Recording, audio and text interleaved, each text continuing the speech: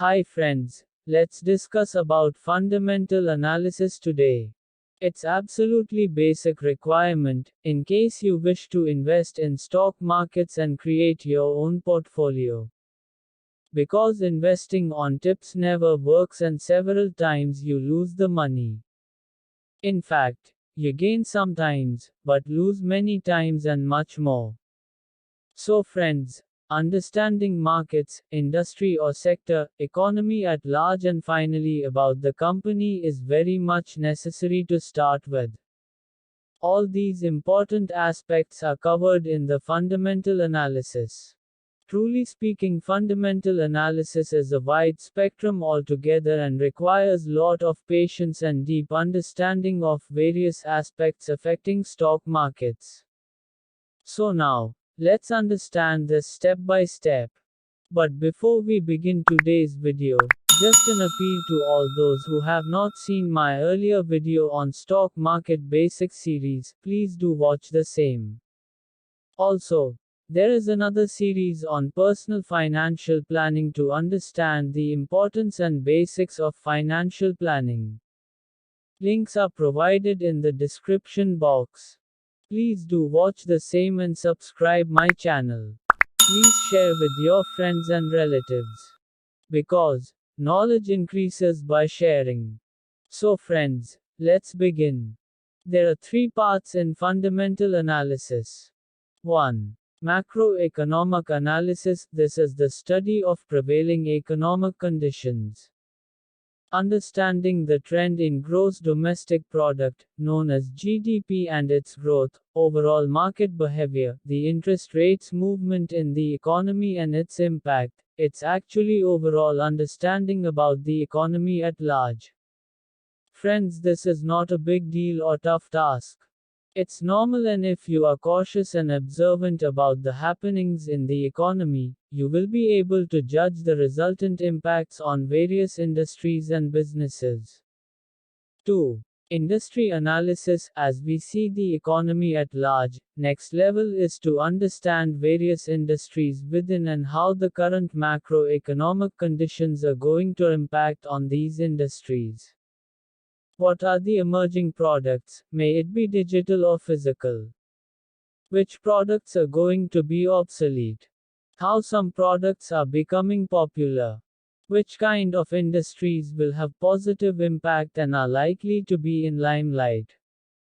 All these form part of industry analysis. Truly speaking, this is some kind of insight you should have, and also your being observant will pay off. 3. Company analysis. This is company specific and this is very crucial. You need to thoroughly understand the business of company you are examining.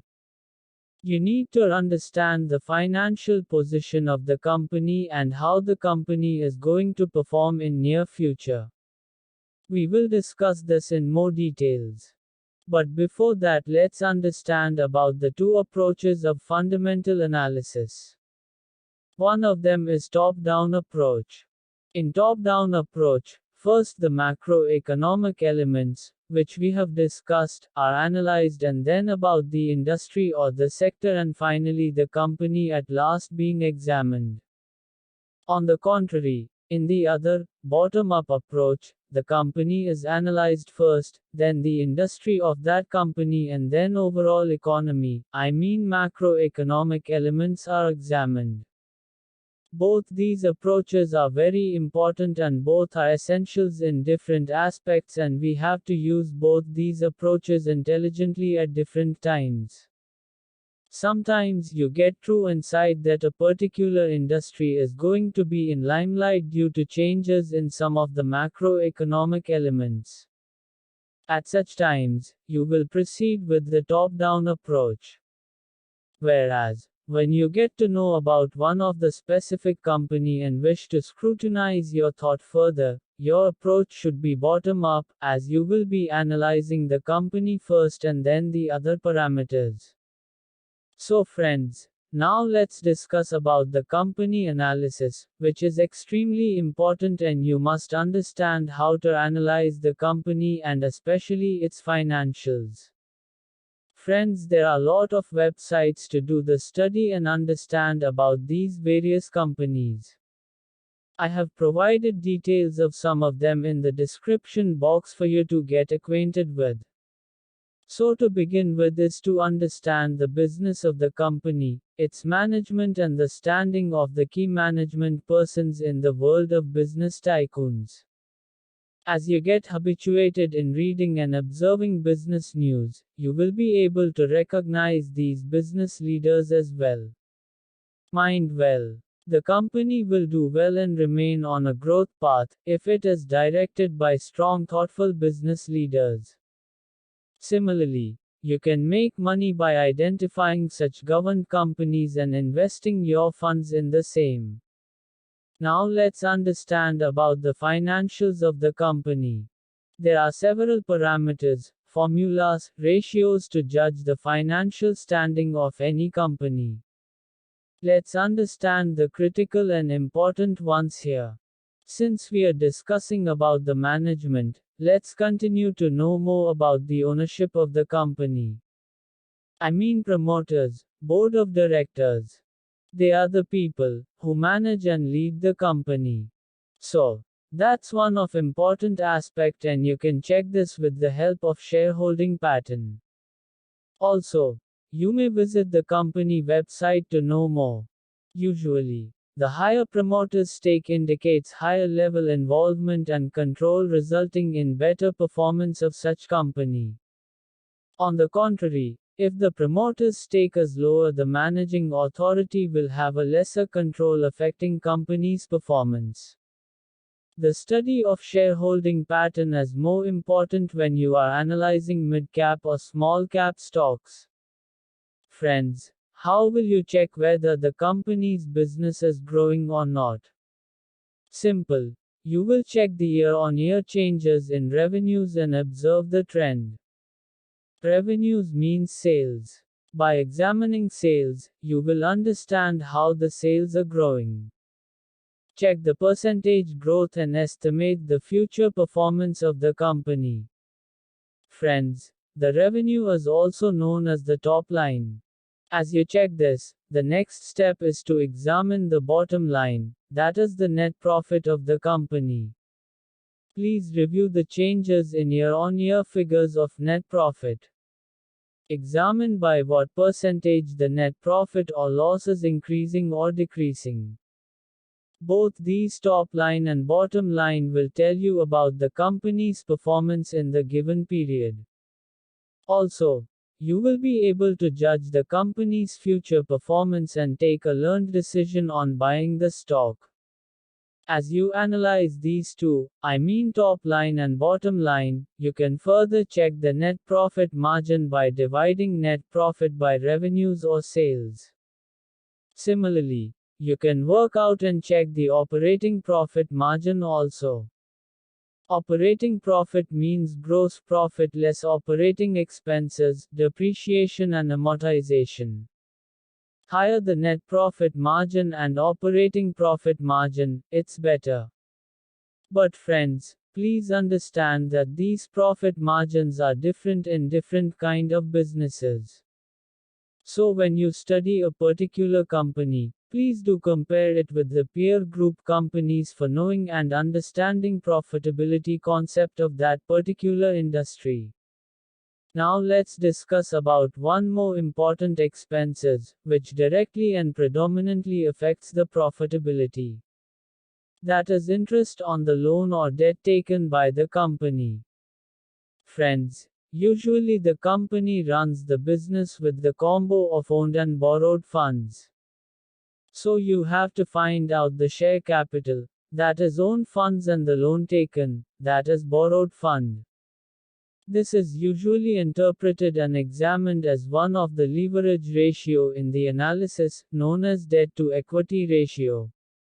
If the debt portion is more, the interest payment will be more, affecting the profitability of the company.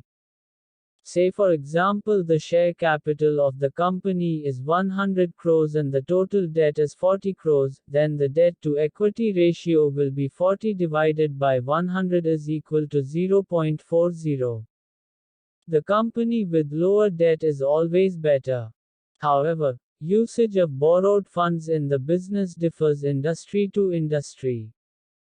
Say for example, where there is a huge infrastructure or heavy machinery is prerequisite to start the business, the requirement of the borrowed funds will be more. Hence, while analyzing the company, you have to examine other peer group companies' financials and similar ratio analysis also. This will provide you the fair picture where the company stands as far as financials are concerned. Now let's see how the company is managing its liquidity through liquidity ratios. The first one is current ratio, which means current assets divided by current liabilities. Say for example, current assets are 15 crores and current liabilities are 10 crores. That means 15 divided by 10, and the current ratio works out to 1.5. Usually the current ratio of 1 or more than 1 shows that the company is financially sound and capable to take care of current liabilities efficiently. However, please understand that the high current ratio also signifies that the company holds excessive cash equivalent assets, which are idle and not effectively used for business purpose. As you see the current ratio, the next one is quick ratio, which is also known as acid test ratio. Now quick ratio means quick assets divided by current liabilities. Quick asset means current assets less the inventory. Friends, similar to current ratio, quick ratio of 1 and above is considered as company is financially sound. Then there is cash ratio to judge the liquidity, where you can examine cash and cash equivalent assets, that is highly liquid investments to fulfill the short-term obligations, I mean current liabilities. Now let's discuss about some of the widely accepted and used terms and ratios related to stock prices. The first one is earning per share, that is known as EPS. The formula to calculate EPS is net income divided by number of equity shares available. That means how much profit company is making per share. Though the profit earned is not going to be distributed immediately, you can have fair idea about the profitability of the company and where the company stands. Higher the EPS, higher the standing of that company in the market, and hence investors will be keen to pay higher price to acquire the stake in such company. So now let's see the relationship of EPS with the market price of the stock. This is judged by price to earnings ratio, also known as PE ratio. The formula for this is market price of the stock divided by EPS, that is earning per share. Say for example the market price of the stock is rupees 60, whereas the EPS, that means earnings per share of the company, is 10. Then PE ratio will be 60 divided by 10, that is 6. This means the investors are willing to pay 6 times the EPS of that company, and that is the price of that stock, rupees 60. Usually, higher PE ratio means investors are willing to pay higher price for that particular stock, expecting better performance and higher earnings in future. Friends, typically you will observe higher PE ratios in case of growth-oriented and leading companies. Because investing community prefer these stocks for investing and to be part of their growth and ultimately to earn more.